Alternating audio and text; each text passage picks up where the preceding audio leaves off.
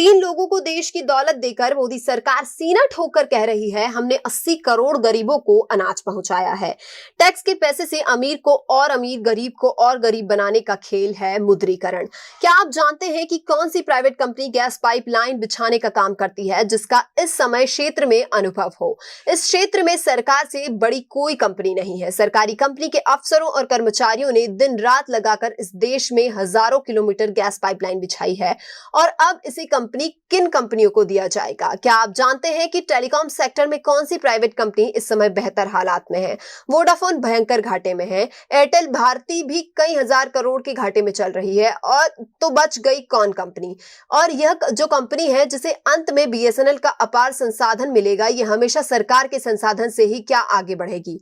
इस कंपनी का कोई एक उत्पाद बता दीजिए जिसमें सरकार की मदद ना हो या जनता के पैसे से तैयार संसाधनों की भूमिका ना हो। जाहिर है उसी कंपनी को सब मिलेगा। आप हिंदू, मुस्लिम और जाति में लगे रहिए, नौकरी खत्म हो चुकी है भी तो कम वेतन की है, जिस पर आप किसी तरह से जी पाते हैं और आप भूखे न मरे, इसीलिए वापस यही सरकार जनता के पैसे से आपको सब्सिडी देती है, मुफ्त अनाज देती है। तीन लोग को देश की दौलत देकर बाकी 80 करोड़ को अनाज पहुंचाकर आपके सामने सीना ठोकती है कि सबके खाते में अनाज और पैसा पहुंचा रहे हैं।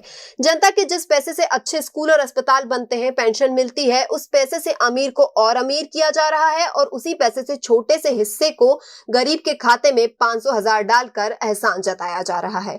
पूंजीवाद में कहा जाता है कि यह सबको आगे बढ़ने का मौका देता है। जब तक यह लोकतांत्रिक और पारदर्शी होता है तब तक तो मिलता है, लेकिन जैसे ही कुछ लोग पर्दे के पीछे से सारी पूंजी पर कब्जा कर लेते हैं, यह क्रोनी पूंजीवादी हो जाते हैं।